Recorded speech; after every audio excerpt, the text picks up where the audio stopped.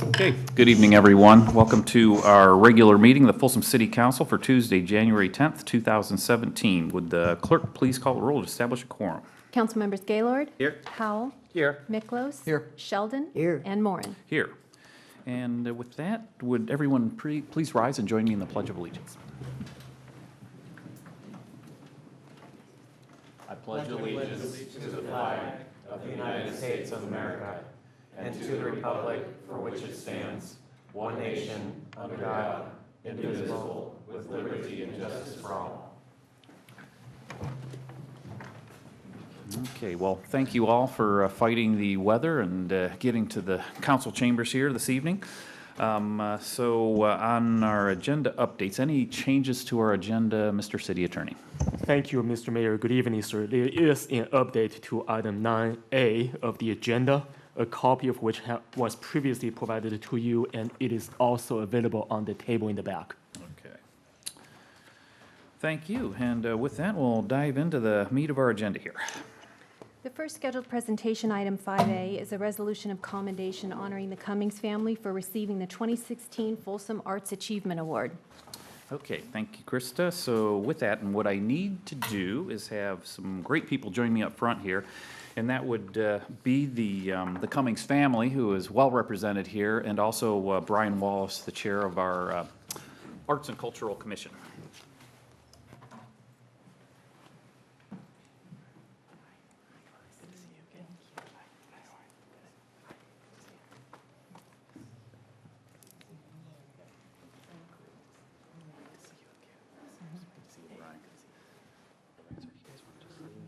Line up on the side there.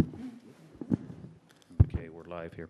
Okay, very good. So it seems like repeatedly and very deservedly so, we're recognizing the Cummings family for a lot of the great things they have done for the city of Folsom for so many years.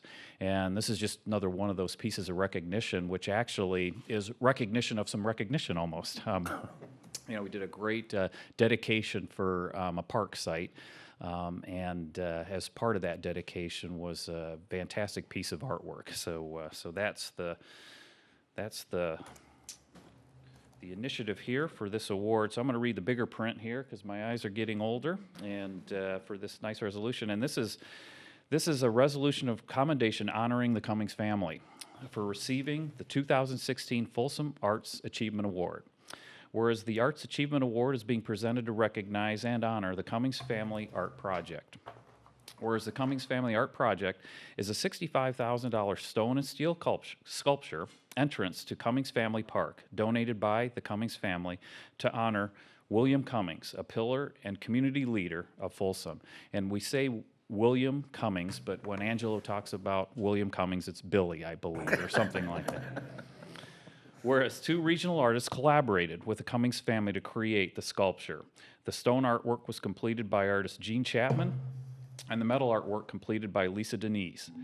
And whereas the artwork features a sculpted light gray granite slab with a bridge design and a park name on one side with a legacy of William Cummings engraved on the back.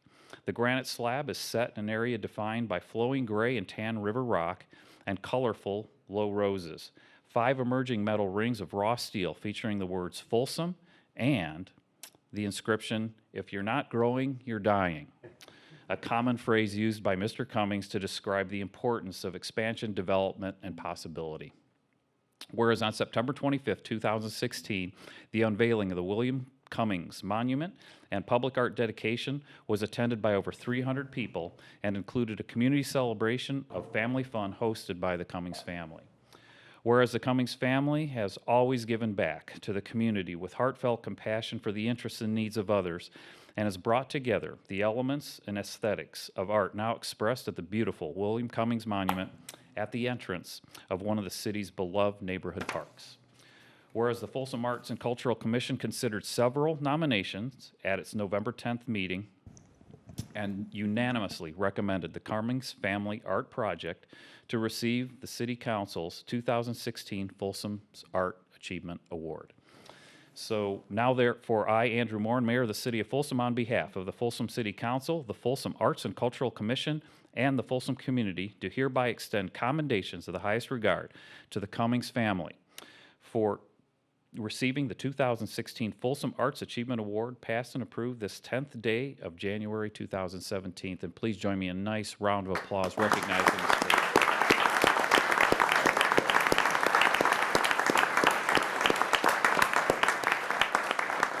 And I'm gonna ask the chair of our Arts and Cultural Commission, Brian, to say a few words, and then ask Claudia or other members of the Cummings family here to also say a few words. So, Brian. Great. Well, thank you, Cummings family. It's a beautiful monument, and I think it's a great tribute to the legacy left by Bill, Mr. Cummings. So thank you for your contributions, and congratulations on winning the award. Thank you.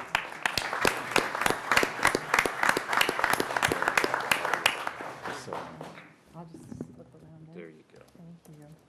Happy New Year, everyone. What a great way to start the year for our family.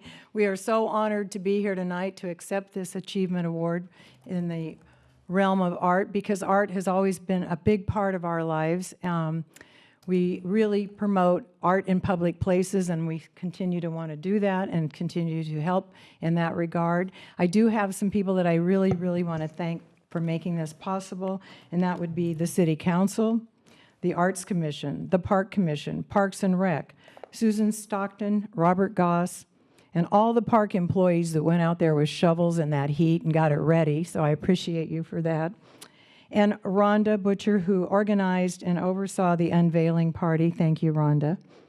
And of course, the artists. And you know, they are both local artists, and that meant a lot to us as well, to have our local artists here and be represented in our city park. And really, that's it. But I'm thrilled that my son came in from D.C., William Cummings, and my son, my grandchildren are here, so it's a big honor, and my dear friends are here, so thank you for supporting us.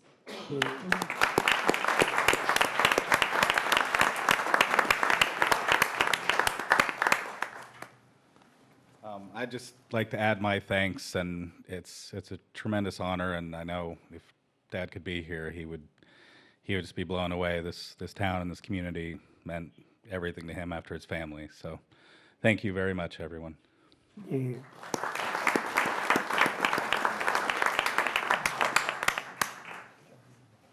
Thank you again, and thank you all the city council members and the parks people for making that possible. Thanks. It means a lot to our family. Thank you. Great to see you guys. Andy, could I comment? Wait 1 moment. I want to say one thing to the Cummings family. There's a lot of us in this town that are very proud of our park in this town. You know, there's a lot of people who contributed to making that happen.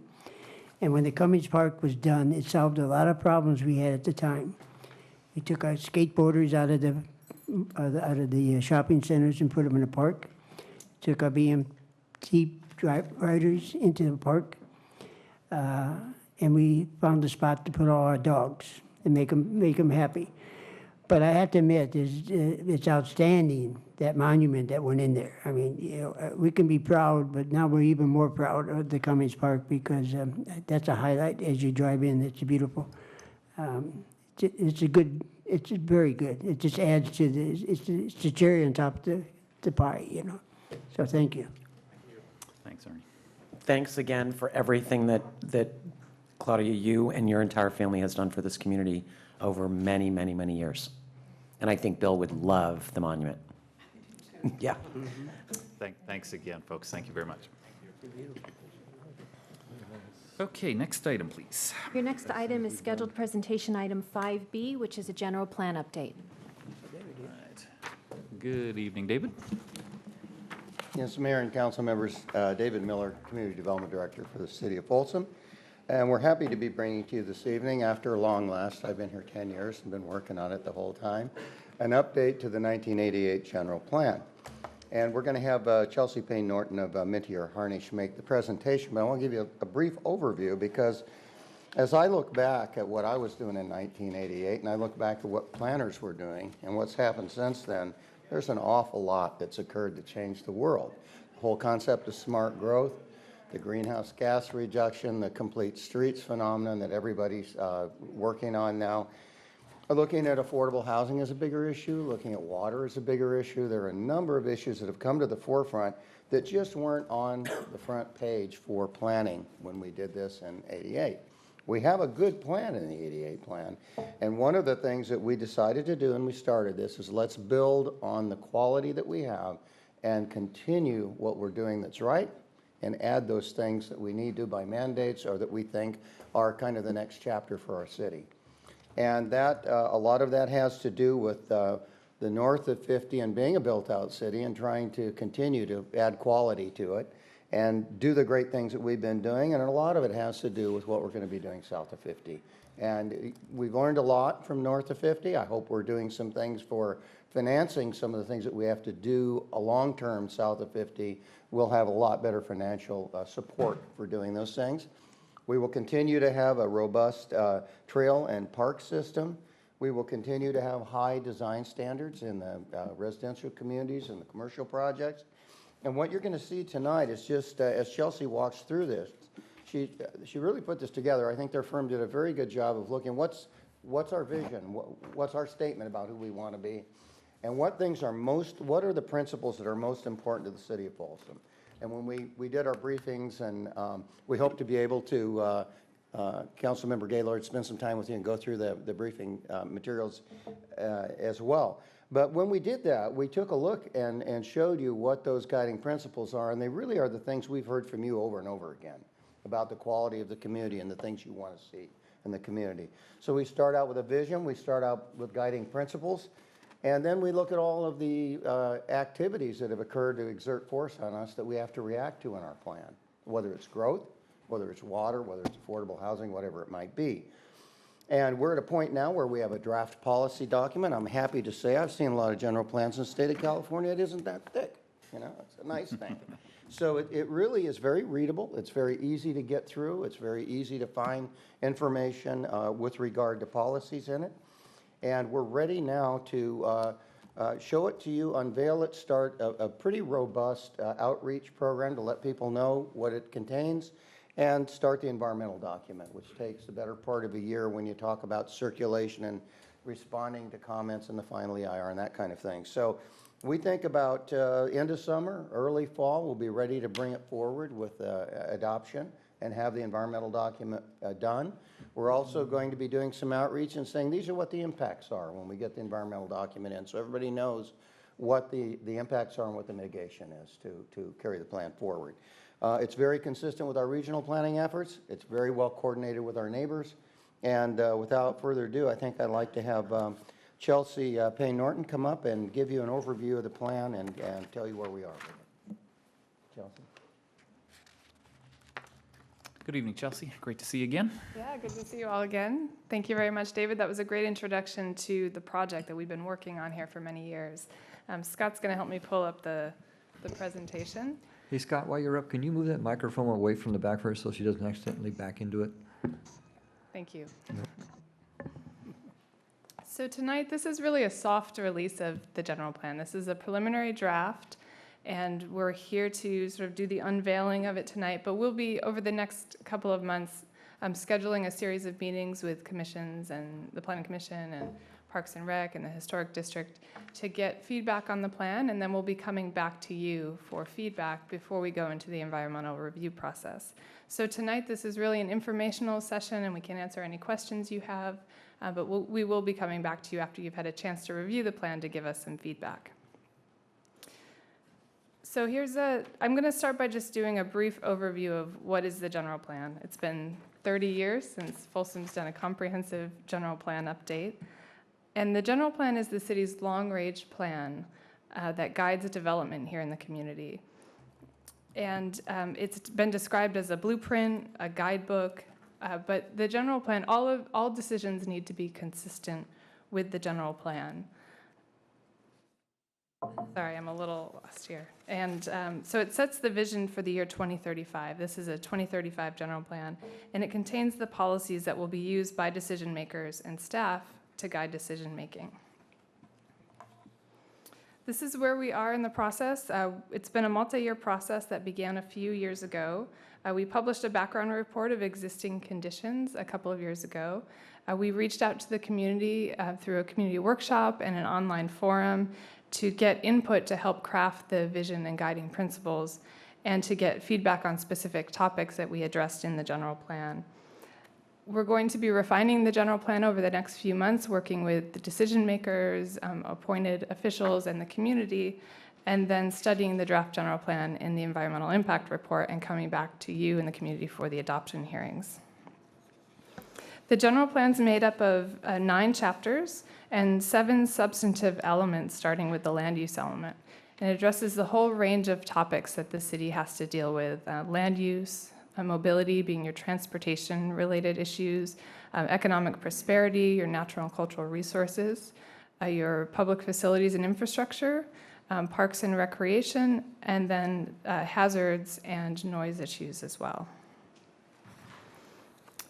There are really 3 main parts to the general plan. You have the vision, and this is the aspirational description of what the community would like to be in the future. And then underneath that, you have the guiding principles. These expand on the big ideas that are in the vision and then provide guidance for developing specific goals, policies, and actions. And then those goals, policies, and programs are the specific language that guides decisions and actions by the city. So here's the draft vision that's contained in the 2035 general plan, and I'm not going to read this verbatim, but this is really a synthesis of, as David has said, what staff and the consultants and the community have heard from the council, the decision makers, and then what we heard from the community through our outreach efforts. And what really rose to the top is that Folsom residents really like Folsom the way it is. So we're not talking about really changing a new direction. We're not talking about changing the city. We're talking about building on the successes that you've had in the past and making sure Folsom remains a beautiful, vibrant, and sustainable city. We heard a lot about the desire for walkability and access to amenities. The small town feel was really important to residents. Folsom is a prominent and innovative technology hub. That's something that Folsom, with the presence of the companies you have here today, is a success that you can continue to build off of. And then a premier recreational and tourist destination. Folsom has really grown into that over the past decades. And then there are 17 guiding principles that expand on this vision, and they address the whole range of topics that we heard from the community. And this is just a synthesis of them. The more detailed descriptions are on page 8 of the introduction for those interested in reading these in detail. And as David said, a lot has changed since 1988 when you last comprehensively updated your general plan. And so there's a section of the introduction that's really devoted to this topic of drivers of change. And we wanted to make sure that we're reflecting on these current trends as we develop this plan that's guiding Folsom into the future. So there are local trends and also some national trends that may or may not have an influence on Folsom. Some of the changes since 1988, well, the population of Folsom. In 1988, you had about 23,000 residents, and today the city has grown to 72,000 residents. And with that, the city has also greatly expanded the network of open space, recreational opportunities, employment opportunities, and retail and other amenities, really grown into a full-service community. The light rail expansion has happened since then, which has given alternatives to commuters and connected Folsom more to the region. The revitalization of historic Folsom has made that a real destination. Roadway improvements have been completed north of 50, like the Folsom Lake Crossing, and then you have the Capitol Southeast Connector that's being planned south of Highway 50 that would connect Folsom even more to the region. And then finally, the planned development south of 50. The city annexed and approved the specific plan for that area, and that'll continue to shape the city into the future during this general plan period. And then some national trends that we want to think about as we write new policies for the future. One of the major trends we see that affects housing is that the family structure is changing. Traditional households, a traditional mom, dad, 2 kids. In 1970s, 40% of new households were the nuclear family, and today it's less than 20%. We see more single people, younger people that are waiting to start families, and empty nesters whose kids have left home, or maybe some in that age range that wish their adult kids would leave home. We heard a lot about that.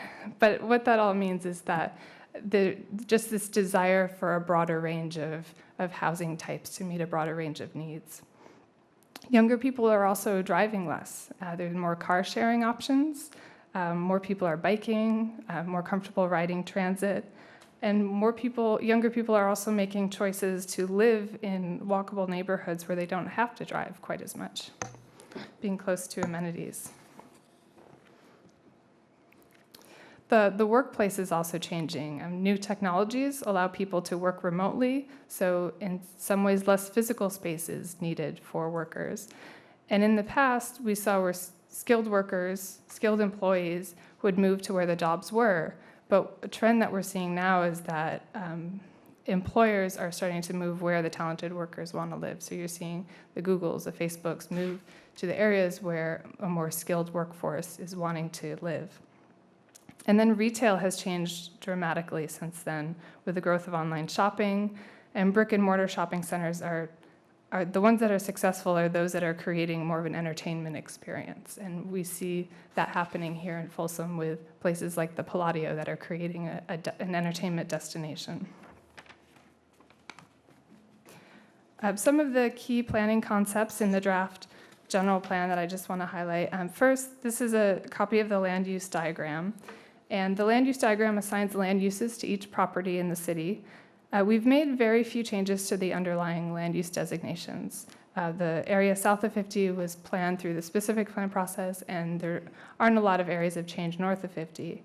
But we have introduced some new concepts that I want to talk about. First, the way we were thinking about Folsom is you've had 2 major focal points. You have 2 major existing focal points for activity or central gathering places, and those are historic Folsom and the Broadstone District. You have a lot of other amenities and attractions, but these are really 2 main urban centers or central gathering places. And then you'll have a 3rd urban center south of 50 with the development of the town center there. East Bidwell Street is one of the most important commercial corridors in the city of Folsom, and you have a lot of successful businesses along this corridor. The general plan introduces the concept of a mixed-use overlay along the East Bidwell corridor. And what this does, it doesn't change the underlying land use designations. It doesn't affect or impact existing businesses, but it creates some flexibility to accommodate some new formats of retail or mixed use as the market may change. So it would allow property owners that are interested in doing a different, maybe a mix of uses of introducing some housing or a retail office mix to propose some new projects along the East Bidwell corridor. And then a similar concept is introduced around the light rail stations, the concept of having a mixed-use transit-oriented development overlay. We don't see any immediate opportunities at the light rail stations outside of the historic district for a more intensive mixed-use development, but this is a 25-year plan, and we wanted to recognize that this is a national trend, something going on within the Sacramento region of intensifying the uses around the light rail stations to better use that system. So we've introduced an overlay that, again, would create some flexibility to consider higher intensity uses around the light rail stations.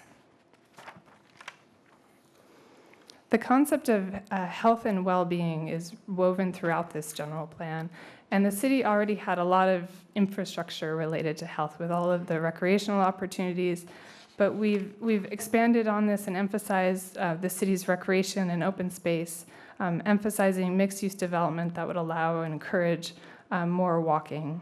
And then the concept of complete streets, which is related to health. And this is looking at streets not just for moving cars, but thinking about all users of streets, those that are walking, biking, people with disabilities. So the city has already started to improve the streets with this concept of complete streets, but the mobility element, we've changed from a transportation element to more of a focus on mobility, thinking about all users. One specific technical policy change that's introduced to this general plan is modifying the level of service policy. So the policy in the existing general plan is maintaining more or less a level of service C, which says roughly that traffic is continuing to flow at a normal rate. The new policy would accept a little bit more congestion and recognize that maintaining that policy is really just not feasible moving forward, that there are just more people on the road, and maybe widening the road to accommodate more traffic isn't necessarily going to make the kinds of improvements that people would want, because you have to balance moving cars with also having an environment that's comfortable for people that are walking or biking, using other modes. And then finally, the new general plan is going to serve as the city's qualified greenhouse gas emissions reduction plan. So this is in place of doing a separate climate action plan. The policies that reduce greenhouse gas emissions are woven throughout the general plan. They're identified with a little globe icon that's explained in the introduction. And what we're going to be doing through the environmental review process is quantifying the greenhouse gas emissions related to these policies, and then showing how the city can meet its greenhouse gas emissions reduction targets.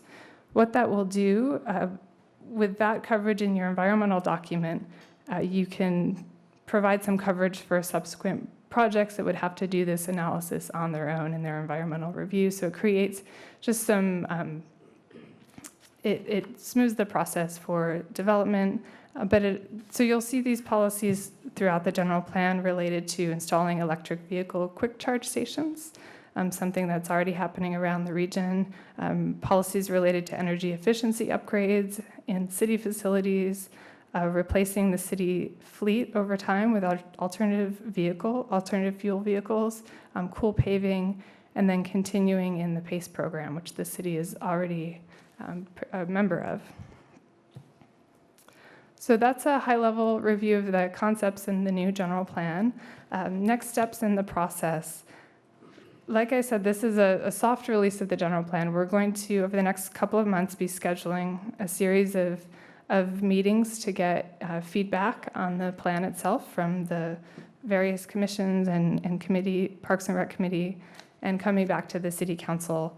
We'll then revise the plan based on the feedback, do the environmental review process, and then with that information in the environmental document, we'll do a formal community workshop talking about the policies and presenting the impacts studied in the general plan. But we will be publicizing all of these meetings with the Historic Commission, Parks and Rec, Planning Commission, and the City Council to the community so members can participate in the conversation and attend and give feedback. So that's an overview of where How many we're public going. meetings did we have getting up to this point? I know I attended one at the community center. I want to say it was 2 years ago. Yeah, a couple of years ago, we had what we use an awful lot, and a lot of people in planning use it now. You take stations of interest of particular issues, whether it's open space or parks, or whether it's transportation, or might be schools, might be other things, and then you allow, you advertise the meeting and say our new general plan is beginning. We'd like to get your feedback on issues, and then people have a chance to come, and we have each station with a scribe to take down all the comments that we have, and then those go back to the consultant. We also did some crowdsourcing using MindMixer, because a lot of people don't like to go to meetings, but they like to sit down at their computer and say, what are these guys up to? What are you proposing? And we have an ability to say, I like it, I don't like it, or to make other comments that electronically are fed back to the consultant, and we've done all of that. David, about how many comments would you say we've received ballpark? What would you say? Oh, wow. I don't know if I could. Hundreds? Hundreds, Okay. yeah.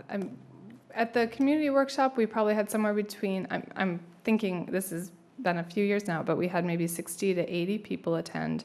But we've had. Yeah, I remember being surprised at the number of people that showed up, because if I remember, it was really hot that night. Yeah. And we had, as David said, we used the online forum to get a lot of additional feedback. So we posted questions on specific topics related to economic development and jobs and tourism, or we put the vision and guiding principles out there for public input. So we looked through all of that input as we worked on this plan as well. Well, let me give you the other side of the picture, okay? There's a lot of people in this town that are not happy with how we did it before, okay? And whether we're right or wrong, there's another concept. I was at the charade. I saw what happened there. I saw the results. It was nothing that I saw. I mean, I'm not completely dumb. You know, but what you came up, I say you, the organization came up, didn't register with me and a lot of people who were at that charade. So Ernie, sorry to interrupt, but I think what you're talking about is the courtyard. No. All I say is, I look at that and I see where the community gets involved, and by that time, you've locked a lot of things in, I think. So where does the community get to say, other than what you described as what we've done in the past? All I can say is, if we don't get anything we do that don't involve this community, we're going to hear about it. And with Facebook coming on board and the mass media, you can hear about it more. So all I say is, if we can look at trying to get the person out of their house to come to the facility and hear it from you before we lock it in too much. Also, if you can video what we do in these processes and put it on mass media so they can go in and access people that don't want to come out of their house. I think we need to do that, because it's paramount that you're talking about 2035. And I won't be here to argue with you, I don't think, but I might be. But I think you need to really be very, very, very cautious in the public relations on this. Yeah, I can just say that, you know, of course, the consultant is going to take their direction from you and from us. And we have a very robust public outreach program planned. We're working with Christine. She's going to help us release these pieces that we showed you tonight with some narrative. They'll be very digestible and pieces that people will get over the next few weeks. We will be putting in the newsletter and on the website every meeting that we're having to present this, so they can come and discuss it and let the people you appointed hear what they have to say.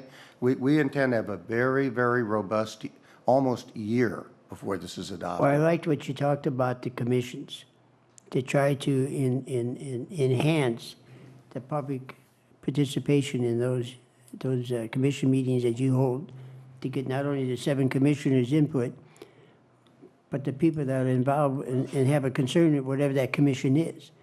We need to really spend a lot of time trying to get them commissioners full houses when they have their commission, because that can be real important on finding out exactly what people want in the different parts of this plan.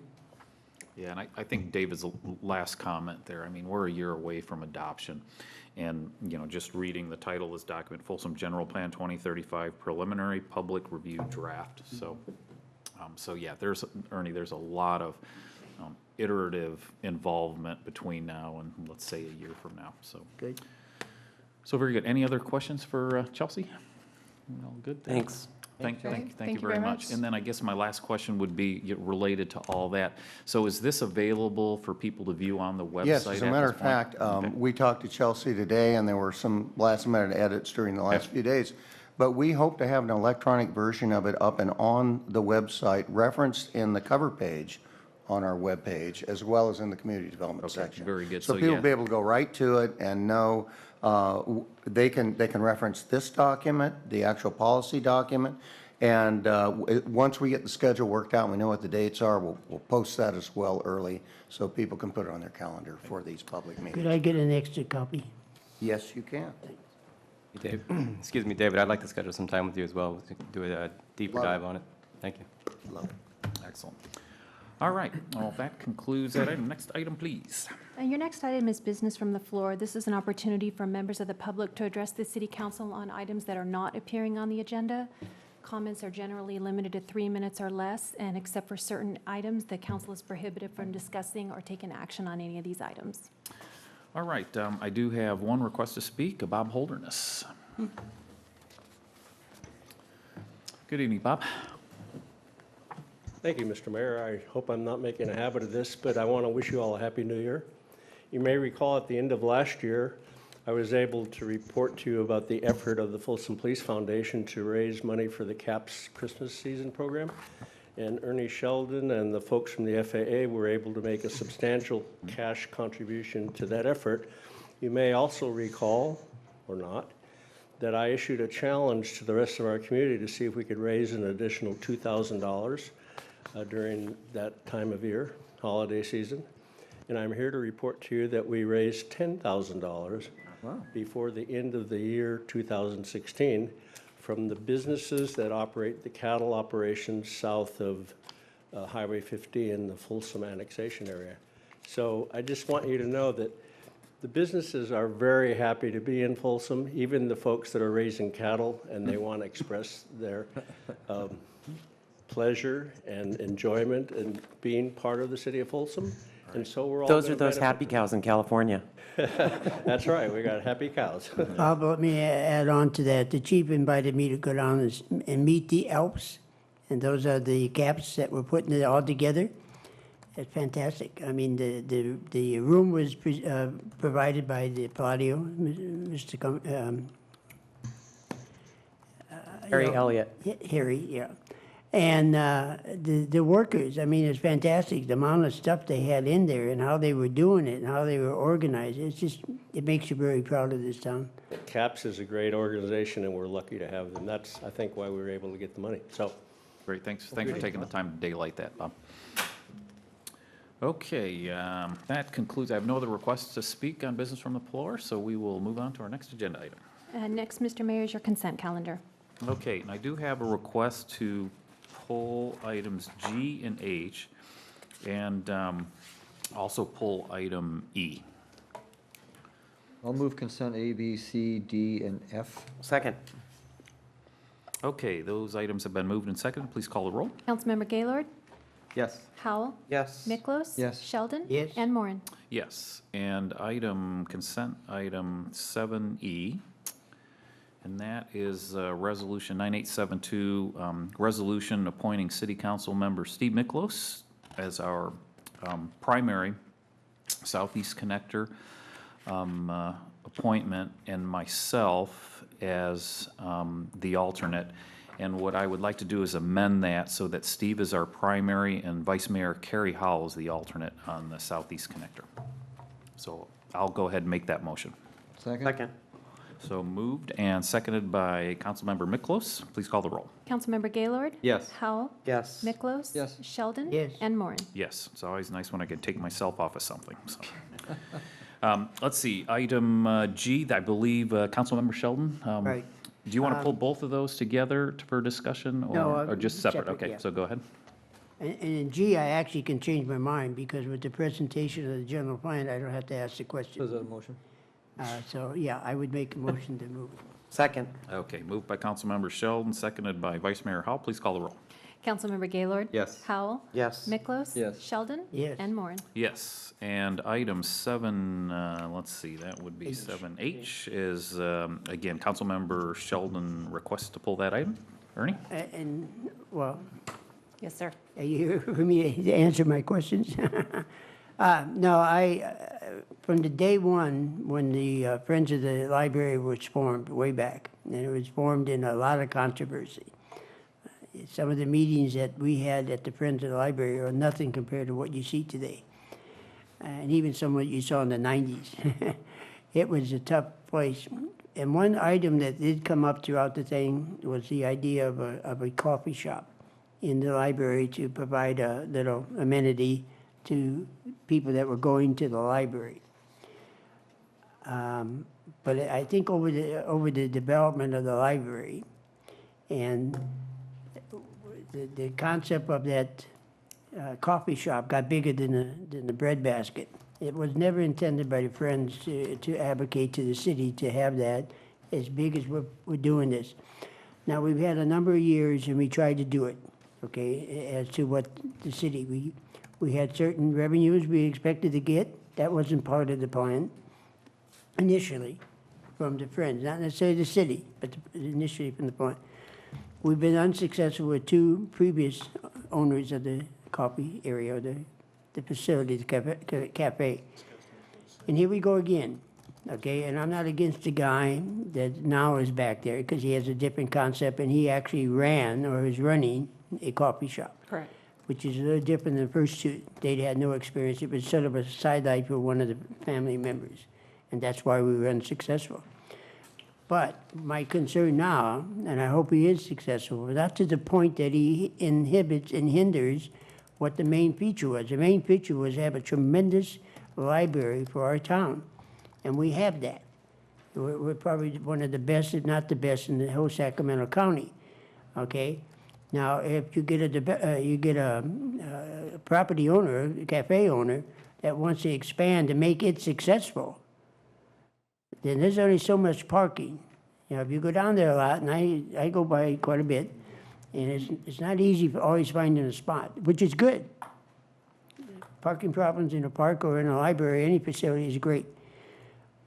But if he's trying to make it so attractive, because the operation he has in Elk Grove, as I understand, is a drive-through, doesn't require parking. Maybe he does have you can go inside, I don't know.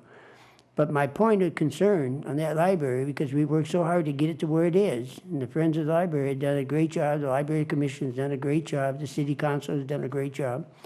I don't want anything to hinder the main purpose is an outstanding library, which we have. Understood. We did ever envision an outstanding cafeteria. We're not a Starbucks or any of that. That's never was our intention. And maybe that concept isn't workable because a businessman can't make a living under those constraints. So Yeah. I just gotta, I will vote no on it because I'm very strong on that. I'm not hoping the guy is unsuccessful, but I don't want him to be too successful that he hinders what the hell the library is all about. Understood, Councilmember Sheldon. I just want to assure you that the library remains our top priority. And in terms of expansion of the business, coffee drinkers tend to want to drink coffee earlier. And right now, the cafe hours mimic library hours. They will likely change to be open earlier when the library is not open, and that when parking lot would be most affected. So they should be able to exist cohesively with no problems. And I hope that works. That could be a solution to Yeah, my concern. Exactly. Yep. Thank you. I'll move the resolution. Okay, I'll go ahead and second. All right, please call the roll on that item. Councilmember Gaylord? Yes. Howell? Yes. Miklos? Yes. Sheldon? No. And Moran. Yes. All right, that concludes our consent calendar. Next item, please. Your next item is public hearing 8A on 300 Percifer Street project, which is a general plan amendment, rezone, Folsom Municipal Code amendment, demolition and mitigated negative declaration, project number 16-264. This includes resolution number 9875, ordinance number 1270, and ordinance number 1271. Mr. Mayor, before you introduce me, I'm going to have to recuse from this because I do own property close to the project. Okay, enjoy your break. Yes, Mr. Mayor and council members, this is a city-owned property, and it's been through many lives. It was our library at one point. We had the U.S. Army Corps of Engineers working on a bridge out of that building. We also had our inspectors down there for a period of time. We've also used it for a storage facility, and we found that the building itself requires so much maintenance that it isn't, through mold and other things that occur because it's not really been taken care of. It's really not, it's more of an attractive nuisance than it is something that's really helping us out. We've had some homeless encampments. And in talking about it, and we've had this long conversation, you have too, you all have told us that corner at Coloma and Natoma needs special attention. And we thought as a part of that in talking with the city manager that perhaps turning this into a productive residential use would increase the safety in the area and would give the sort of historic type of housing that we have in the historic area and give some opportunities for that. This area is primarily a residential, and then it also offers some commercial opportunities, but those don't work too well unless you're right on Natoma and you have that drive-by traffic and you have the visibility. So in looking at uses for this, it seemed like a very productive use that would also help the city financially would be to take the property and put it in its original use. This was originally subdivided as Theodore Judah lots, and they were to be developed residentially, and at one time, I believe historically they were, and then we developed a new use on it. And we're looking right now at looking back at taking this property and demolishing the improvements that are on it and making it available as Theodore Judah lots, and perhaps going out, we haven't really finalized the process yet, but I think we could very successfully prepare this for a development and then put some standards forward that you're happy with that would control the kind of development that a developer would have. And we'd still have historic neighborhood type feel, we'd have historic architecture, and we'd have some more housing opportunities in the historic district. And as you all know, we have the highest sales price per square foot for housing in the historic district. And what that means is we really have a shortage of housing for people who want to live in that environment. So what we'd like to do is to bring this to you tonight so that we can go through the land use changes. And this is the site that we're looking at right here. Here's the building, Lucifer being here, and Coloma being here. And it involves not only the improvement of the building, but the landscaping out front and a fairly significant amount of parking. And we've prepared a couple of diagrams to try to explain what we need to do to prepare it for becoming a single-family development. There is some commercial zoning, which you see in existing zoning to the left, and that needs to be made single-family high density, which is 6 units to the acre, which is exactly what the density is in the historic district, and it follows the old Theodore Judah lot lines. So you have the same lot configuration that we had historically. And in doing that, if you look at the one major change that's consistent with that, is to try to take the subject site and make all of that area residential and residentially zoned. So that's what we're doing right here. And if you look at, it's a little easier, let's see. We've got another drawing that'll help pick up the lots and show that to you. There's a couple of diagrams here, which I quite frankly have to really study even as a planner to figure out what we're doing. But when we take a look at Coloma and we take a look at Persifer, we see that currently we have a commercial property over not all of the lots, but the majority of the lots and the building that currently exists. We're looking at changing that and then moving that same color, the green color, down to the frontage of Coloma so that we can have it subdivided and developed. And these lots actually exist. These are actually platted lots. They're just old. And so we can go back to those platted lots and we can use them. So here's your subdivision map that was originally put together with the Theodore Judah lots. And so what we're looking at is these lots here and then taking a residual piece that currently has an easement for some utilities here and disposing of that to the adjacent property owner because they have parking over the top of it. They're currently using it, and the church is using it at present. So that would be, it's not really usable for us because you can't build over the easement. So we would have the residual of the 5 lots, and we would probably put, once we've completed all of the land use entitlements to have it prepared for development, we would then go out with an RFP and select the most qualified developer come to you. It's a real estate transaction. You're the only ones that can make those decisions. And we would bring those proposals to you, have you make a decision, and have a nice project, infill project that would be single family and would be really, I think, an addition to the neighborhood and create a little bit more stability. Right now, I've driven by just this week and seen, homeless folks because they're trying to get out of the weather, being protected. And it just, at some point, you're really putting something out there that could have some problems with it that could go beyond what we've experienced today. And we'd like to see it go into productive use, and it will help the city financially as well. I think we need to leave open the possibility to sell that not as one single parcel or a group of 5 to anywhere from 1 to 5 individuals. We can do that. There's been no decision made about that. Okay.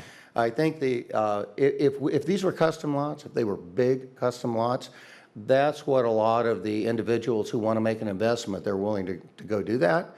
But this is the historic district, and there's a lot of locations in the But sometimes you HD. can get a real good economy of scale with some very nice, nice buildings if you pick the right individual. We don't have any preconceived notions. We just want to get the land use entitlements done this evening, bring it back to you with some proposed methods of soliciting someone to develop on them, and then you tell us what you want to do. And Councilmember Howell, Mr. Mayor, I want to be sure we're clear, because that might have been a little bit confusing, but the intent here is to end up with 5 lots that would be individually sold using some mechanism. Right. 1 at a time, 5 at a time, 2 at a time. That part is not being determined, but the intent here is to create 5 single-family housing opportunities. As opposed to bringing somebody in, I don't know that I want to. As opposed to building on one lot, say, where it shows that parcel A and the dark black lines, that's, as you can see, that's an old parcel map from 2011 that had that one lot. So the intent here is to follow those dashed lines where it says 9, 10, 11, 12, 13. Those are the representations of the Theodore Judah And I map. think it's important to go back to where you were when you started this discussion. And if you look at the land values and the price per square foot for things that are selling in the historic district, my understanding is that once somebody approaches their computer to think about typing something into the MLS, the house is gone. I've seen houses selling down there for nearly $500 a square foot. So. I'll be concerned about that parking, you say on the easement. Now, you say people are parking there now, and you're trying to, Correct. you know, The easement itself prohibits construction over the easement. well, I wouldn't want to Building buy a, construction. I wouldn't want to Building buy a house construction. next to everybody parking next to me all on that easement. But there's a lot of circumstances in the historic district where that's exactly what people have bought into. And I think it's important to remember, Ernie, sorry for interrupting, but that'll be fully disclosed for anybody interested in that lot. And I would imagine there would be probably a decent sound wall type construction on that side of the property. But yeah, I would be. Well, I'm glad to hear that you modeled it after the historical plot that was there way back, size-wise, because that's a we need to try to keep the historical aspect of Old Town the same, even when we come and redo them. And it's high density, so we got to have somebody that wants to conform with it, and not to criticize HCC, but they're pretty flexible, and I don't think the people in Old Town want to be flexible no more. Yeah, let's do that. So with that, I think we've gone through all of the graphics. The Historic District Commission has seen this proposal, and they are making the recommendation that you approve a couple of items that are under your recommended council action. The first is Resolution 9875, as we usually do. That is the environmental consideration for this project prior to taking any actions for land use.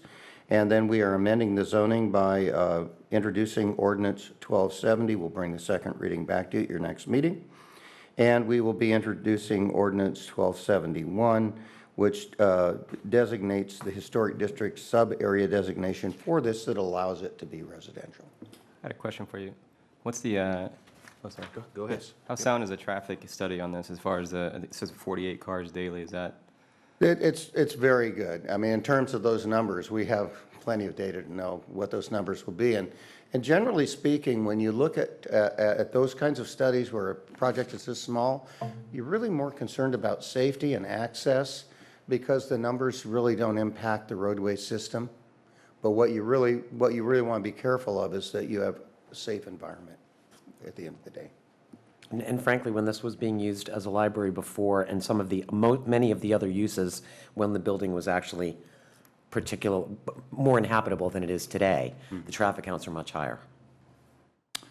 Okay, any other questions for David before I open the public hearing? Okay, so with that, this is a public hearing, so I'll go ahead and open the public hearing. I have no request to speak on this item. Anybody wishing to address us on this? Seeing none. Just point of clarification, Mr. City Attorney, separately, we need to take these That's separately? correct, Okay. please. I'll move Resolution 9875. And I'll I'll second. go, so moved by Vice Mayor Howell, seconded by Councilmember Gaylord. Please call the roll. Councilmember Gaylord? Yes. Howell? Yes. Sheldon? Yes. And Moran? Yes. I'll move to introduce ordinance 1270 and 1271. And I'll second those. And that's okay taking those together? He shook his head yes when I was doing Very it. good. Okay, I just wanted to Yeah, make both sure you. Land use ordinances, yes, sir. I was looking right at him when I Okay, said it. excellent, thank you. So moved by Vice Mayor Howell, seconded by myself. Please call the roll on those items. Councilmember Gaylord? Yes. Howell? Yes. Sheldon? Yes. And Moran? Yes. And the record will reflect that Councilmember Steve Miklos recused from this item, and in fact, he left the room for the duration of this item. And if we could find wherever Councilmember Miklos is and invite him back to the meeting. Yeah, Where he he's been watching us. He obviously has ESP. Yes. Okay, well, welcome back, Steve. So, next item, please. Okay, Mr. Mayor, next on the item is your new business, item 9A. This is at-large appointments to the Arts and Cultural Commission, Historic District Commission, Landscaping and Lighting District Advisory Committee, your Library Commission, Parks and Recreation Commission, Planning Commission, Traffic Safety Commission, and Utility Commission. And you do have one request to speak on this item. Okay, so what we'll do is go ahead and take the request to speak, and then we'll just work through each one of these committees or commissions in the order we have them in our agenda. And what I'll do at the Which, for the public, is alphabetically. alphabetically. And what we'll do then is for council members with direct appointments, we'll ask if they want to announce their direct appointments prior to our work at the at-larges, so, because that can help us decide who's available and things like that. So with that, let's see, Ron Pugh, is Ron available? Ron. Good evening, Ron. Good evening. Thank you very much for hearing from me. I've had the great pleasure the last 2 years to serve as the chairman of the Traffic Safety Committee and working closely with Mark Rakovan from the Public Works, working closely with Chief Phillips and Chief Wilson from the Fire Department and Commander Hillman from the Police Department. I'm asking the council to appoint me to another 2 years. I'd very much like to continue service as we see the Liedersdorf property get developed, as we see south of 50, and there's just a lot of things I'd like to see and continue doing. I'm very impressed is how the city manages the development of everything that I've seen the last 2 years. It's been my pleasure the last year to finish the CAPS program as well. I've been trained and had the privilege of delivering toys this Christmas, and it was very impressive. As Council Member Sheldon said, when you walked into Palladio, you couldn't believe how many bikes and toys and that, and what a delight to be there in the homes. But I appreciate what you do, and I ask that you, if you can, to appoint me again to the Traffic Safety Committee. Ron, thanks for all your involvement in Folsom. Okay, so I will go ahead and have our city clerk explain the framework of the process as we work through each one of these committees and commissions as far as the work we do. Okay, so we'll take each commission and committee alphabetically. As the mayor mentioned, there's two direct appointments, one by Councilmember Gaylord, Councilmember Sheldon will each name their direct appointees. And then the commissions have at-large appointments. Most of them have two. So we'll take nominations for those appointments. Deputy City Clerk Lydia Konopka is going to help me with the random draw. We're using a poker chip method, so it's nominations will be taken in a random order based on the draw. Thank you, Krista. So with that, we will start with the Arts and Cultural Commission. So I'll start with Roger. Any announcement for your direct four-year appointment for Arts and Cultural Commission? Not yet. Okay, very good. And Ernie? Yes, I do. I have a new appointment, and I'm going to mess up the name, but that's okay. I got the first name, Brenda, but her last name is Sobu. It's Shubo. Okay, and she's my four-year appointment. Okay, so Brenda is off the draft board. Okay, so with that, we will begin with entertaining nominations for Arts and Cultural Commission 2-year at-large appointments. I'd like to nominate Sally Howard. Okay. And I will nominate Lindsay Olson. I'll nominate Jamie Lopez. Okay, so we have, Okay. let's see, so let's, so Steve, you were Sally Howard. Yes. Carrie? Lindsay Olson. Lindsay Olson. Let me find, okay. And Roger, you I had, said the wrong one, I'm sorry. I was looking for YK, I'm going to butcher this. Chalamcheria. Thank you. I was going to nominate him, but I couldn't pronounce his name. I'm just kidding, YK. And just for the record, I was actually planning to nominate him for utilities. Okay. Okay, very good. You know, That I'll, one, okay, and Mark Allman. Mark Allman. Okay, that's what I was going to nominate as well. Okay. So do we have all those names? So chip number 1 will be Sally Howard. Number 2 will be Lindsay Olson. 3 is YK Chalamcherla. Number 4 is Mark Alleman. Shake 'em up. I like the sound effects too. That's nice. It's so much more fun than the pieces of paper in the coffee cup. It scares me because Lydia's a poker shark. Okay.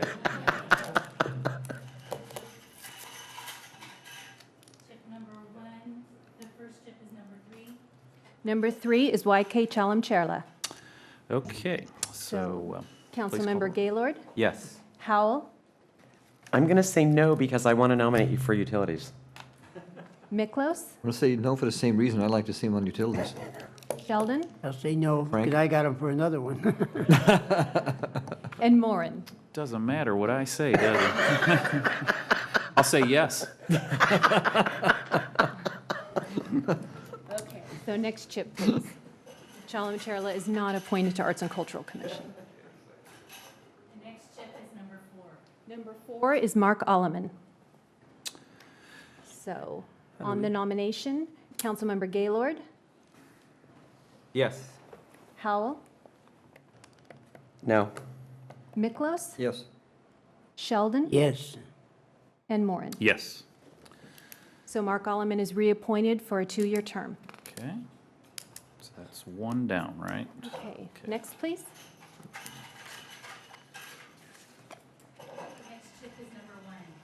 Chip number 1 is Sally Howard. Okay, Councilmember Gaylord, Yes. Howell, Yes. Miklos, Yes. Sheldon, yes. and Moran. Yes. So Sally Howard is also appointed.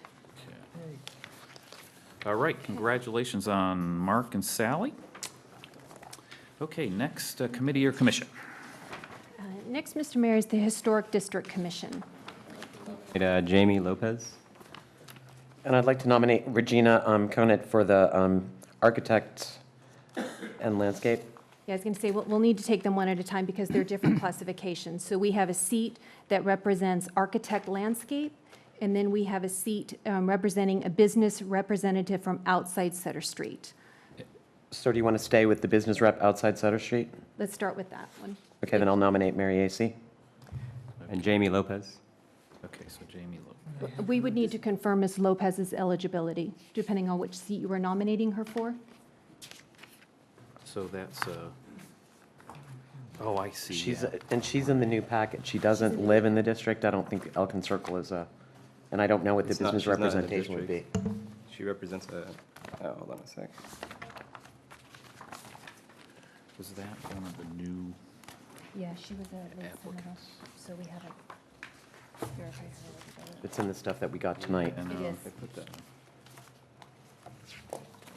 I don't believe she represented particularly that she thought she qualified for either. I think she just indicated an interest. Yeah, she indicated interest on outside the district, so, I mean, I don't know about, as far as business representation, I'm not But it sure. has to be a business representative outside the district. Outside of Sutter Street, within the Yeah, district. but within the outside district. Sutter Business But outside representative of- classified as owning a business or representing their business in Folsom, right? Business rep I outside. think historically, it's been a business owner.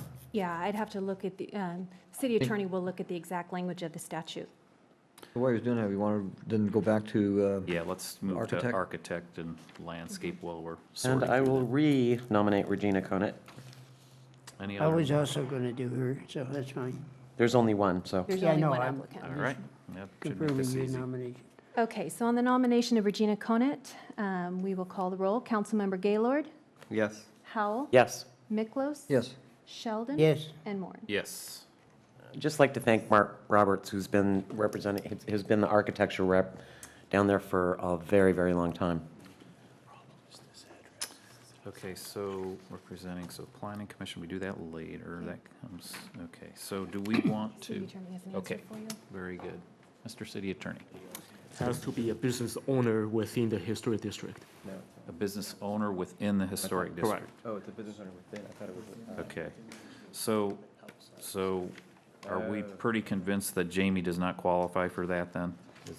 Not based on what I've read in the Oh, application. you're right. I was thinking it was outside. Perfect, so all no right, worries. thanks, Roger. Actually, I'm glad Roger brought that up because it clarified it, because we haven't done this in a while to really look it up. Yeah. So that was actually a good No, point. very good. Okay, so I guess, In which case, I will nominate Mary Acey. okay, Okay, on the nomination of Mary Acey, Councilmember Gaylord, Yes. Howell, Yes. Miklos. Yes. Sheldon. Yes. And Moran. yes. So she is also appointed. All right, next grouping here. So our next grouping is the Landscaping and Lighting District Advisory Committee. And on this committee, members are appointed that live within each district. I'll nominate So- David Weiser for representing American River Canyon number 2. Okay? Sounds like that's Didn't it. get to that one. So I think please, he's the only Yeah. Yep, person he's that the only applied one. that The applicant. lives there. all right, so let's call the roll on David. Okay, And he's council incumbent. members Gaylord, Yes. Howell. Yes. Miklos. Yes. Sheldon. Yes. And Moran. Yes. We can take Willow Springs District next. You have 2 applicants. I'll nominate William Granger. I'll nominate Chad Vanderveen. So we'll do a random draw. Chip number 1 will be William Granger. Chip number 2 will be Chad Vanderveen.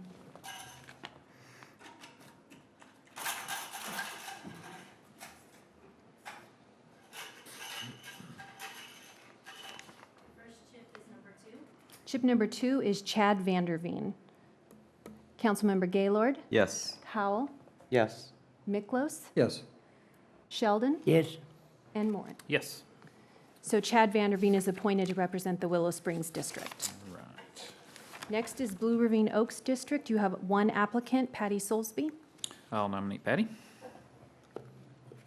Okay, council members Gaylord. Yes. Howell. Yes. Miklos. Yes. Sheldon. Yes. And Moran. Yes. She is reappointed. Next is Briggs Ranch District. You have 1 applicant, Dave Hart. I'll nominate Dave. Okay, Am I missing a sheet or something? I've got American River Canyon North as next on mine. Should have. what's the date I don't have it. update on your bottom? Do you have the most recent one? This You was. probably have the No, I got 12/9 1209. version. Okay, Yeah. yeah, this is a 1229, so. Pass this down. Here's an extra for Okay, her. here you go, Carrie. This is the revised. Okay, so we have 1 nomination, Dave Hart. On the nomination of Dave Hart, Councilmember Gaylord, Yes. Howell, Yes. Miklos. Yes. Sheldon. Yes. And Moran. Yes. Okay, the last district you have is American River Canyon North District. You have 2 applicants, Alan Brown and Nader Fard. I'll nominate Alan Brown. Okay?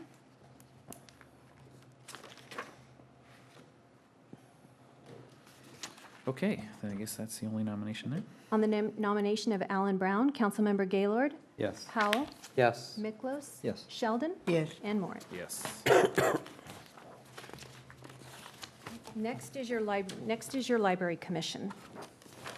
I'll nominate Maureen Gagliardi. Do we have direct appointments first on this one? Yeah. Yes, I'm sorry. Okay, on mine, I'm reappointing Mary. Oh, boy, you want to say Mary's name? Check my On the library? Cicero? Yep, that's it. Okay. She's my 4-year appointment. She's a Okay. reappointment. Roger, do you have a 4-year appointment to announce? I Okay. do, but not, I don't want to announce it yet. It'll be Okay. tomorrow. All right. Thank you. That is absolutely your prerogative. So, I have. I'm just going to ask, is it somebody that's on this list now? No. Okay. Yeah. Okay, that helps.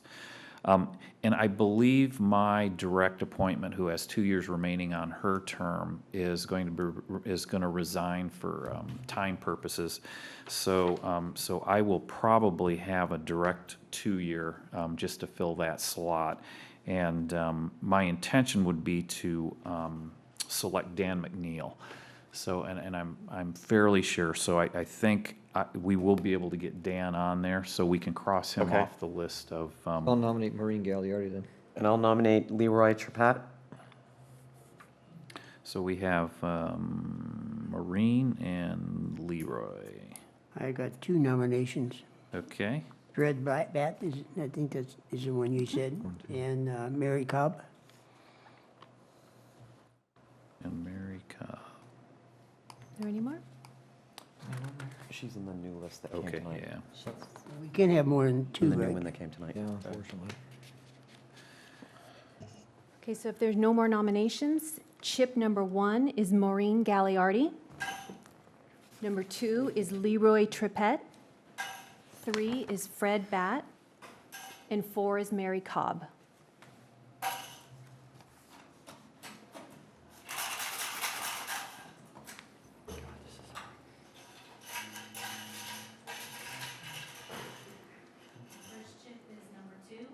Chip number 2 is Leroy Trippett. On the nomination, Councilmember Gaylord, Yes. Howell, Yes.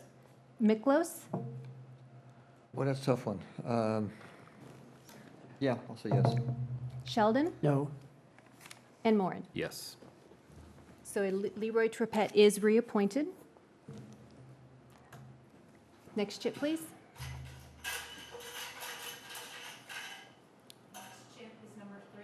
Chip number 3 is Fred Batt.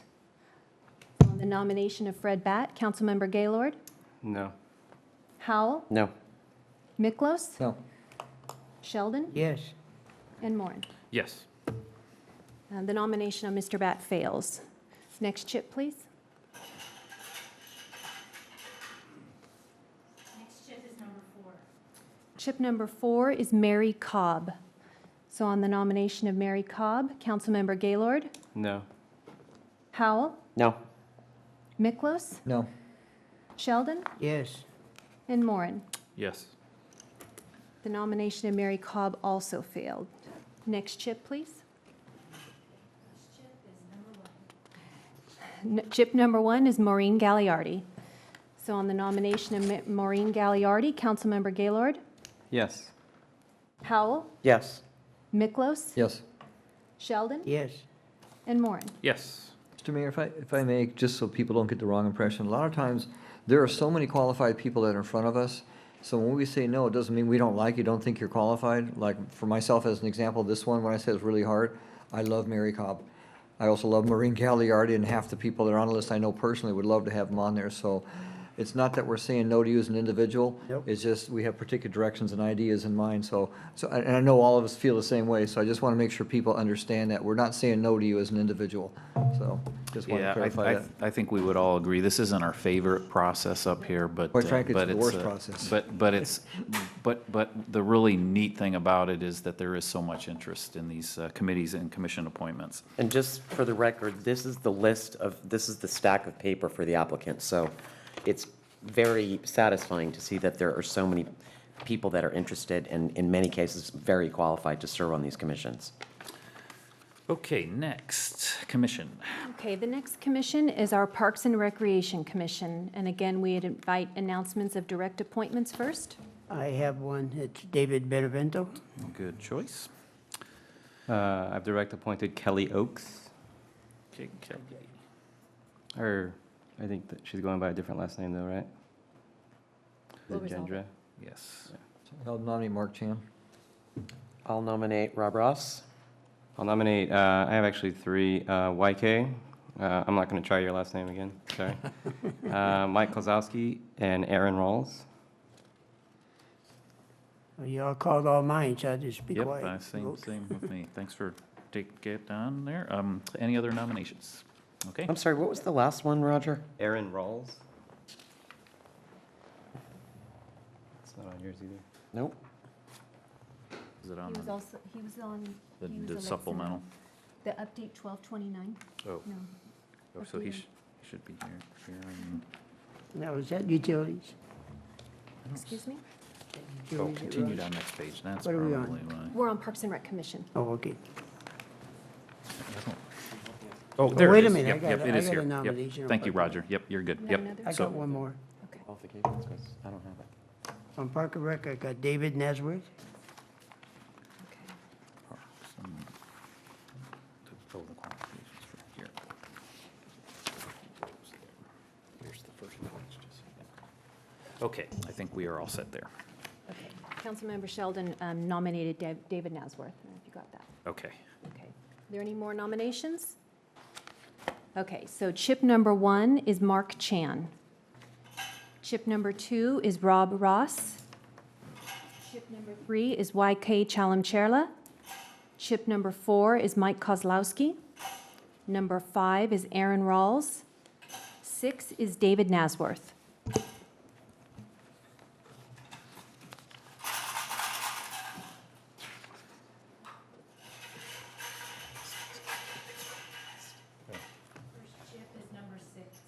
Chip number 6 is David Nasworth. So on the nomination of David Nasworth, Councilmember Gaylord, Yes. Howell, No. Miklos, No. Sheldon, Yes.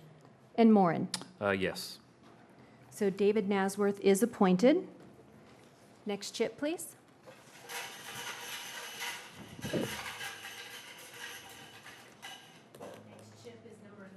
Chip number 3 is YK Chalamcherla.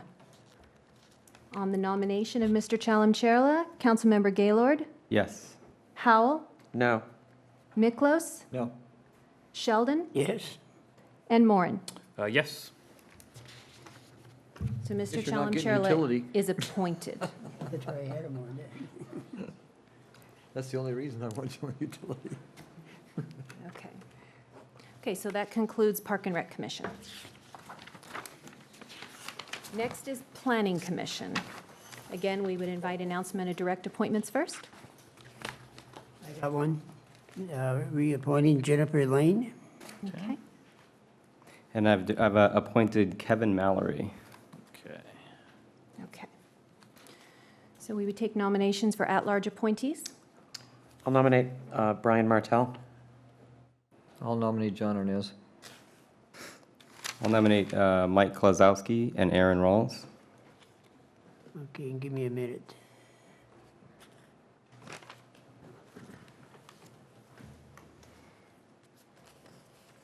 What are we on now? Park? Planning Commission.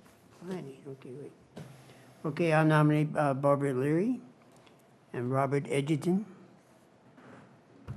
and Aaron Rawls. Nominate 3. Aaron Ross has already been nominated, so we've got him. Okay. Any more? We're good. Okay. So Brian Martell is chip number 1. John Arnaz is number 2. Mike Kozlowski is 3. Aaron Rawls is 4. Barbara Leary is 5. And Robert Edgerton is 6.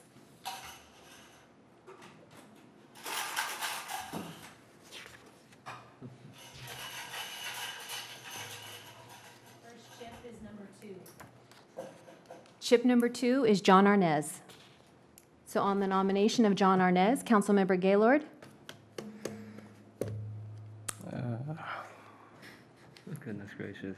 You're right, man. This is hard. It is. Yes. Councilmember Howell, Yes. Miklos, Yes. Sheldon, No?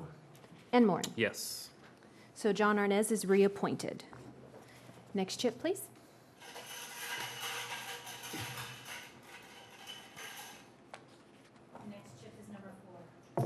Chip number 4 is Aaron Rawls. So on the nomination of Aaron Rawls, Councilmember Gaylord, Yes. Howell, No. Miklos, Yes. Sheldon, No. and Moran. Yes. So Aaron Rawls is appointed to the Planning Commission.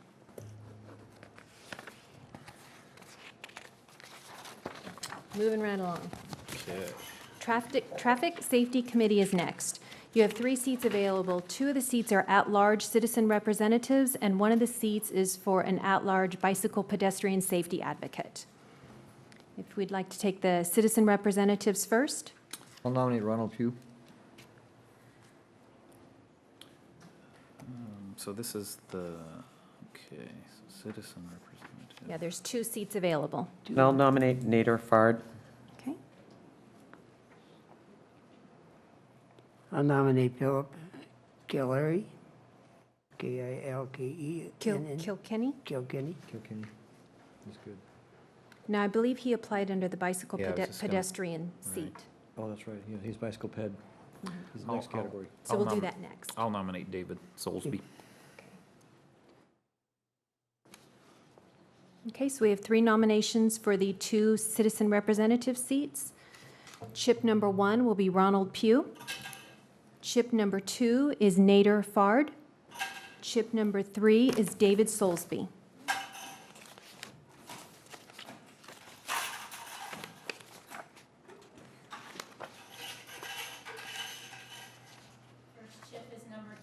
Chip number 3 is David Soulsby. So on the nomination of David Soulsby, Councilmember Gaylord, Can I ask you for a second? Sorry.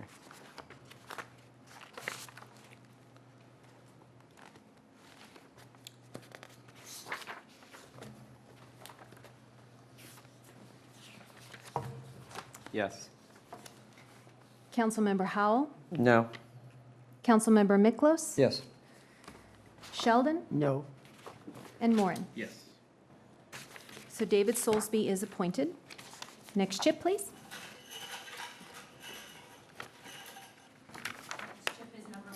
Chip number 1 is Ronald Pugh. On the nomination of Ronald Pugh, Councilmember Gaylord, Yes. Howell, Yes. Miklos, Yes. Sheldon, Yes. and Moran. No, I just didn't want you getting the unanimous decision there. And Ronald Pugh is appointed anyway. Congratulations, Ron. In spite of my fierce opposition, you managed. So he represents anyway on the Traffic Safety Committee. Now you can nominate Philip. Next, we'll take nominations for the bicycle pedestrian safety seat. I nominate Beverly Newman. I'll nominate Philip Kilkenny.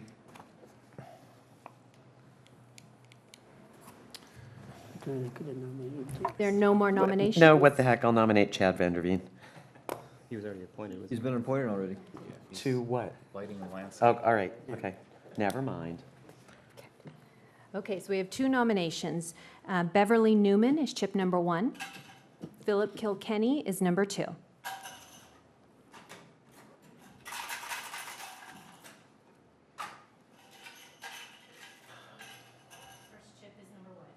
Chip number 1 is Beverly Newman. On the appointment of Beverly Newman, Councilmember Gaylord, Yes. Howell, Yes. Miklos, No. Sheldon, Yes. and Moran. Yes. So Beverly Newman is appointed. So last is Utility Commission. Again, would we have announcements for direct appointments? I have a direct appointment, Nave Tricky, Triki, Okay, 4-year appointment. okay. And I've appointed Cindy Shreve. Okay, then I'll nominate YK. He's already on. On Park and Rec. Park and Rec. Pay attention, Vice Mayor. I, first, I don't get the updated list of resumes, and I'll nominate Dan Otis.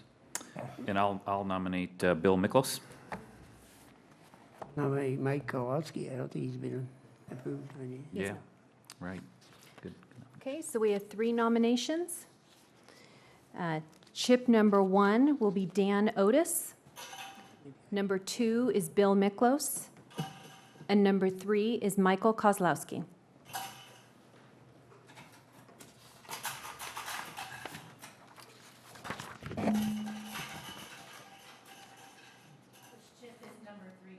Chip number 3 is Michael Kozlowski. So on the nomination of Michael Kozlowski, Councilmember Gaylord, Yes. Howell, no. Miklos, No. Sheldon, Yes. and Moran. Yes. And my direct appointment on the Utility Commission is Dan Kozlowski, so we now have 2 Kozlowskis on the Utility Commission. Confusing. Okay, next chip, please.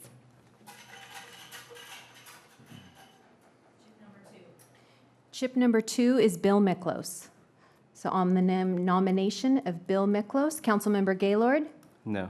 Howell, Yes. Miklos, Yes. Sheldon, No. and Moran. Yes. So Bill Miklos is appointed. And that concludes our appointments. Very good. Thank you, everyone who applied, and especially those who were selected. Very rewarding work. And thank you, Madam City Clerk, for conducting that, and fine fashion there. Can So, I make a comment? you bet, Ernie. I Floor hope- is yours. I hope we have a chance to, the ones that were not nominated, to figure out somewhere we can incorporate them into groups of some sort to make them, there's too much talent not to let it go away. So I haven't figured out how to do that, but we got the list. So we need to work on that because there's too much talent here. There wasn't enough jobs for everybody. And I think we need to put them back somewhere. I think one of the best ways, suggestions they can do now is with the general plan updates coming out with all the workshops and all the commission hearings and meetings, start participating. That would really be valuable for us. I think it's a good start right there. Okay. And sorry, Ron, you weren't unanimous there. Maybe next time, huh? Yeah, work harder, Ron. Okay, with that, next item, please. Mr. Mayor, next item is 9B, Ordinance 1269, an ordinance repealing Chapter 8.36 and reenacting Chapter 8.36 of the Folsom Municipal Code concerning adoption of the Folsom Fire Code. This will be introduction and first reading.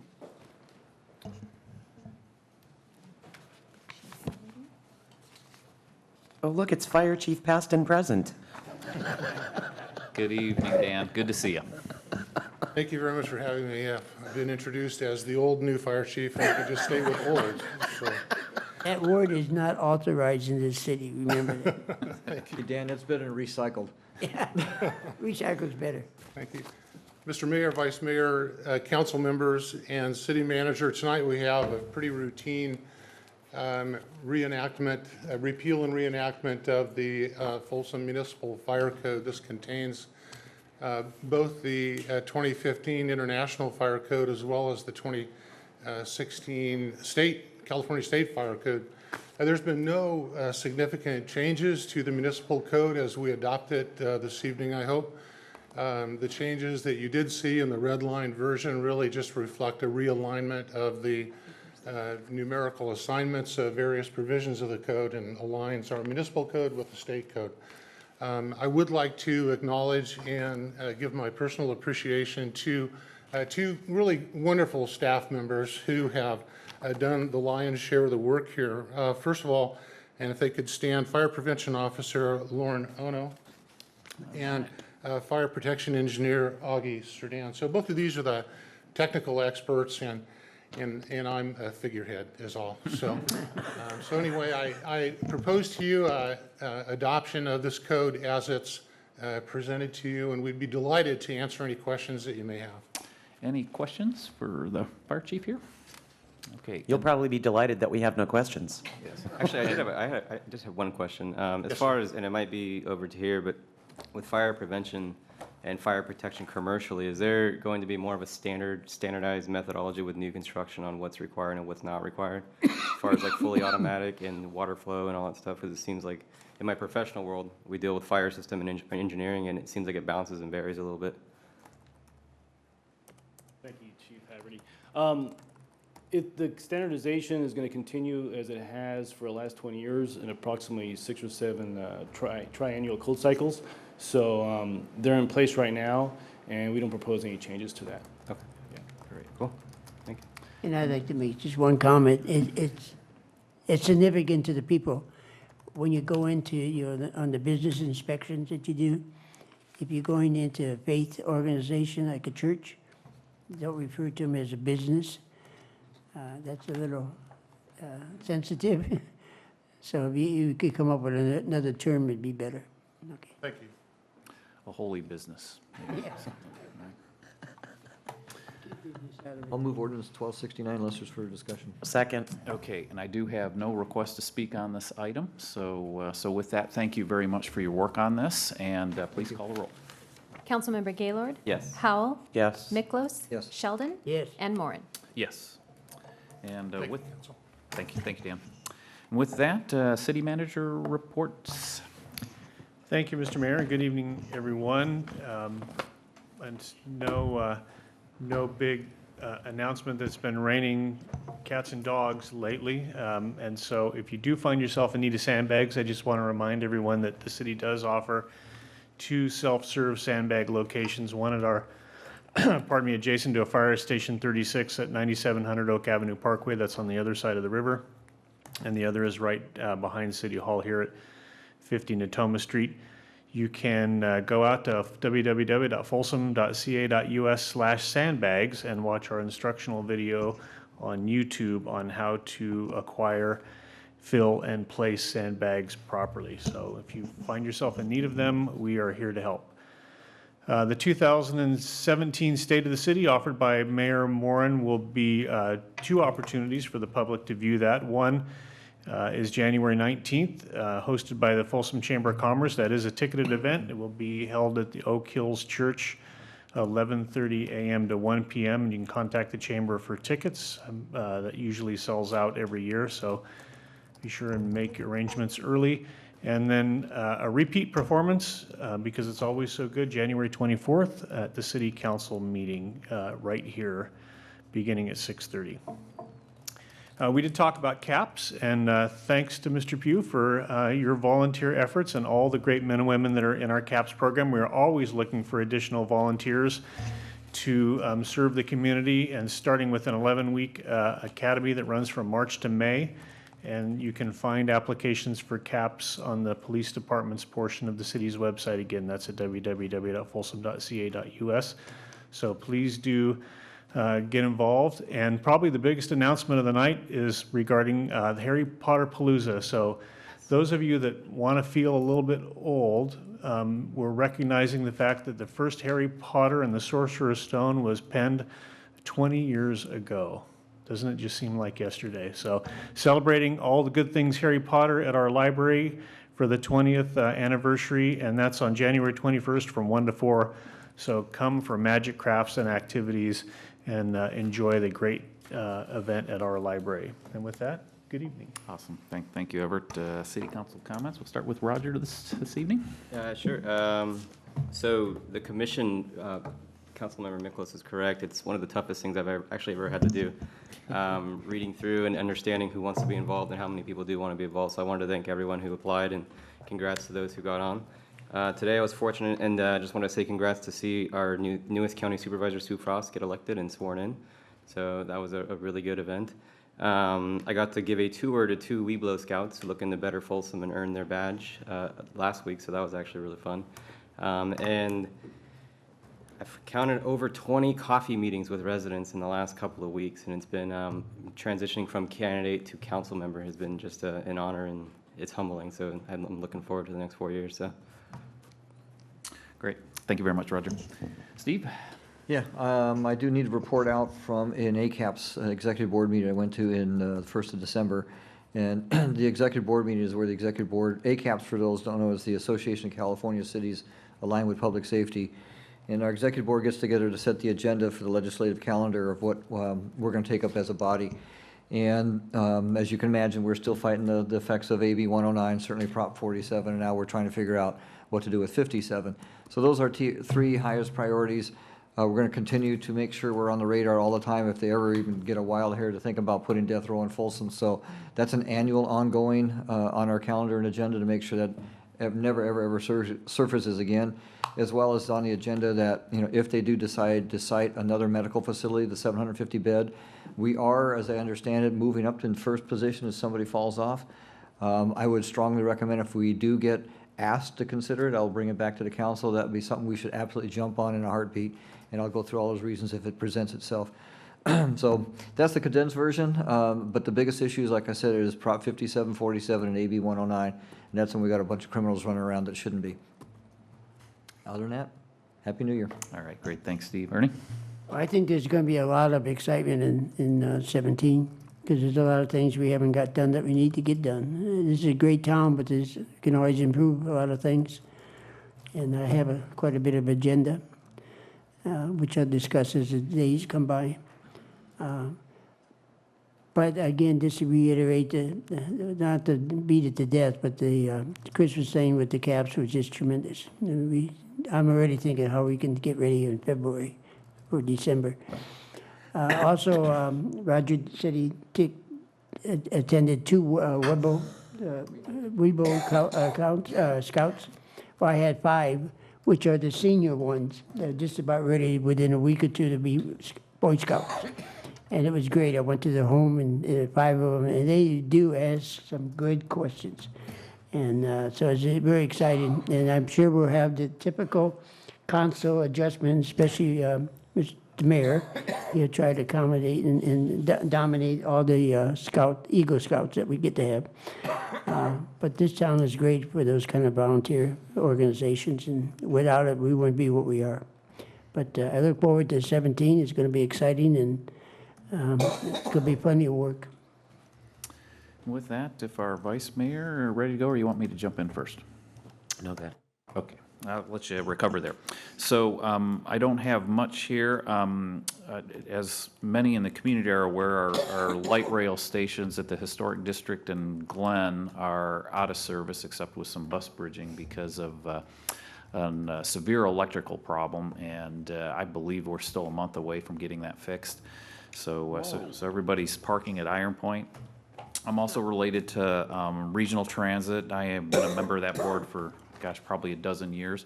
And yesterday was selected to chair that board for the next year. So we'll try and continue to do great things as far as improving transit in the region.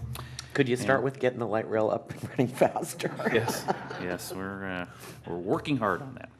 So Do that, and he works for the Weather Service and look at the rain. yeah. You're asking a big task. So then that's my last comment. For those that don't know, I'm a hydrologist with the National Weather Service. So I've been working some rotating shifts. I was working till about 4:30 yesterday morning. So my batteries are running low this evening, but it is wonderful to see a vastly improving water picture supply for this state. It's just so important for farmers and the environment and everyone.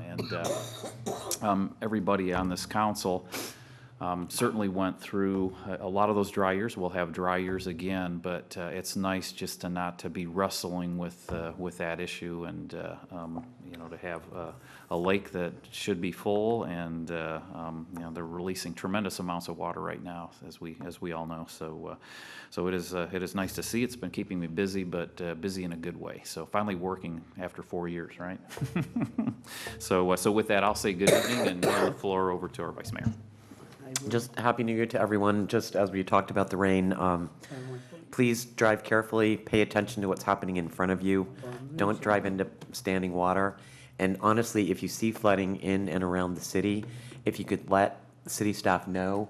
I know former Mayor Holderness called me at 7:30 this morning or something to let me know about some flooding that was taking place on Folsom Auburn. So then I in turn called the city manager, who our staff, David's staff, was already on it. So that's all a good thing, but please let people know, especially later in the day or when it's dark, because it's much, much, much harder to see that.